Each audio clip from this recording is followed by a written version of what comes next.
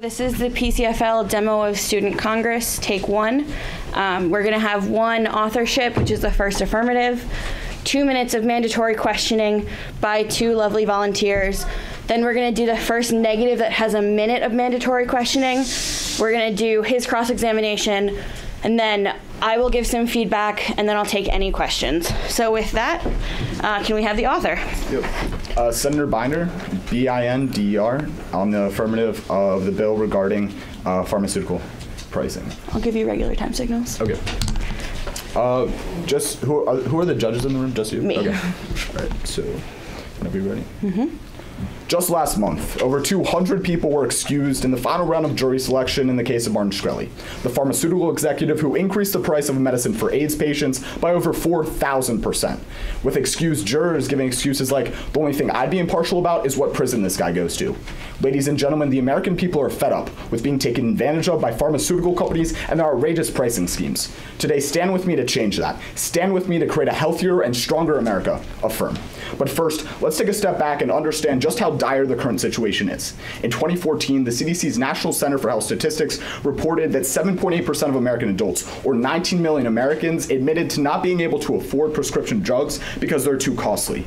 And this trend will simply continue because the Center for Medicare and Medicaid Services, which estimates prescription drug spending, estimates that prescription drug spending will increase an average of 6.3% per year between the 2016 and 2025 period, significantly ahead of wage growth in this country. While many realize this is unfortunate, most fail to understand the true consequences of our inaction. However, an April 2017 New York Times article spells them out quite clearly, saying a lack of adherence to prescriptions causes the premature deaths of approximately 125,000 American men, women, and children every single year. If we pass this bill today, we bring down prescription drug prices and take a step towards ensuring that the United States of America, you're in charge of your health, not greedy pharmaceutical companies. But now, let's take a look at the first reform in this bill, which is legalizing the importation of prescription drugs from Canada, provided they meet our FDA's own standards. A May 2017 Brookings Institution article explains that by allowing competition by generic Canadian manufacturers whose prescription drugs are on average significantly cheaper, American companies would be forced to either lower their prices or go out of business. And on an empirical basis, Brookings furthers and says generic drug prices are driven down to 55% of brand name price when two competitors are on the market, 33% when there are 5 generic competitors, and 13% when there are 15. Importing drugs from Canada would bring in up to 22 competitors, lower prices, and decrease that amount of 19 million who can't afford their prescriptions under the status quo. But finally, let's move on to the second reform, which is reversing the ban on allowing Medicare Part D to negotiate drug prices. Because of a provision lobbyists convinced Congress to pass in 2003, Medicare Part D is currently forced to pay whatever price drug companies choose. However, with this bill, Medicare can now negotiate drug prices down to the same levels that other government agencies pay. For example, if they paid the same amount as Medicaid and the Veterans Health Administration, they would save $15.2 billion per year for the government and $11 billion for private citizens, according to a July 2015 Carleton University study, thus greatly increasing the affordability of these life-saving drugs and making them once more accessible to all Americans. This is an opportunity to set aside partisan differences, rally around common sense reforms, and make a difference in the lives of millions. So join me and affirm. Thank you for that speech of 2 minutes and 57 seconds. This is mandatory 2 minutes of questioning. All questioners, please rise. Senator. Senator, you mentioned how this will increase competition, but what will it do to the U.S. pharmaceutical companies who rely on these pay to delay to actually make profits? Come this way a little bit. So it will certainly decrease their profits, but that's not necessarily a bad thing because they're making a killing under the status quo, and it's simply going to redistribute this wealth back to American families who will now be able to afford just the prescription drugs that they're prescribed. In the orange. Don't pay for delayed deals and increase cooperation between pharmaceutical companies. Yeah, they increase cooperation, but they also decrease the amount of competition in the market and jack up the price of drugs for everyday Americans, making them inaccessible. Senator, in your own speech, you mentioned how this could cause certain U.S. companies to go bankrupt. Now, shouldn't we be prioritizing U.S. pharmaceuticals ahead of every other country? I said it's a potential they could go bankrupt, but most likely they'd be willing to bring down their prices, simply reduce their profit margin down to a smaller share than what it is under the status quo, and continue doing business. Why can't we create stronger regulations on stringent regulations on prices instead of passing legislation like this? Because as soon as we set prices, there's either going to be a surplus or a shortage depending on the imprecise number we calculate. If we allow the free market to calculate it and only implement certain market reforms to make sure that there's a fair equilibrium price, it's much better for the consumer. Thank you. On a question on the bill in particular, why exactly are you extending the powers of the Secretary of the Health and Human Services? They have the best ability to conduct this through Department of Health and Human Services, and also we need them to have flexibility to be able to properly react to market competitors. Why not do it through the FDA?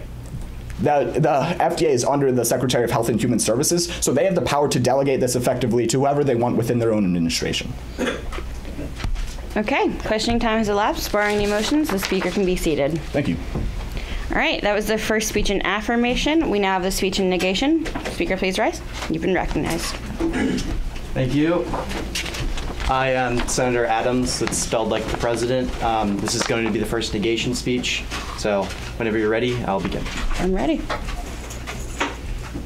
Cheap and affordable health care should be a right to all Americans. That's a quote from President Obama in his 2008 campaign.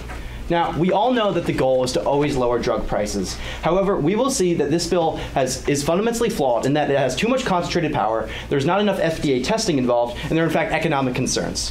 Now, firstly, let me move to my first point, the fact that this bill has concentrated power. Now, if we actually look at the text of the bill in Section 1, we see that the Secretary of Health and Human Services will be both able to issue new regulations to allow pharmacies and in fact individual Americans to import drugs, and also will permit importation from different countries. Now, this is an unprecedented amount of concentration of power in one individual. Usually this would go through a committee. Now, to have just one Secretary of Health and Human Services do this is probably not a good idea. In addition to this, Section 2 also says that the Secretary of Health and Human Services will be able to negotiate prices. Now, our current Secretary of Health and Human Services is a doctor. He has no experience in any sort of economic regulation, and in fact has no field in anything besides drug testing and knowledge of being a medical professional.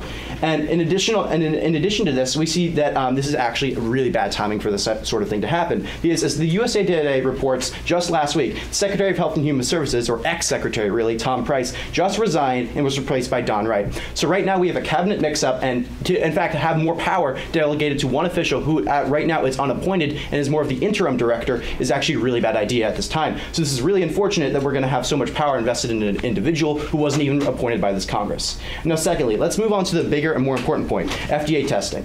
Now Section 1 seems to be a really good idea in that it has FDA inspection. However, what we actually see is this is a circumvention of FDA testing, and that FDA will only be able to inspect the actual facilities, not test any of the drugs as they've done in the status quo.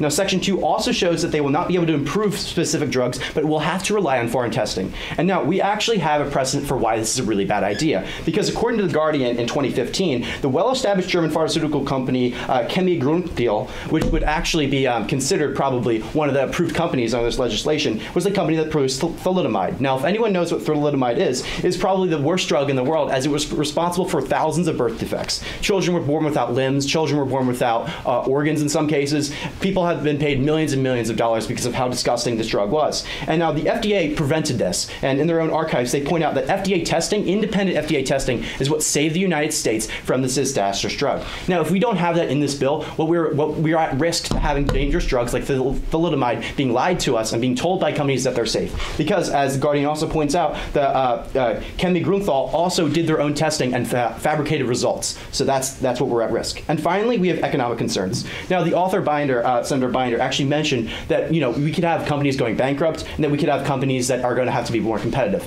And we see that this is problematic because 90% of research and development in companies, as found by the U.S. Department of Health, comes from these pay-to-delay laws and patents, which is where they bring in most of their profits. So because this is a concentrated power, we have no FDA testing, and because of the economic concerns, I urge you to negate. Okay, thank you for that speech in negation. Because this is the first negative, there's a mandatory 1 minute of questioning. All questioners, please rise.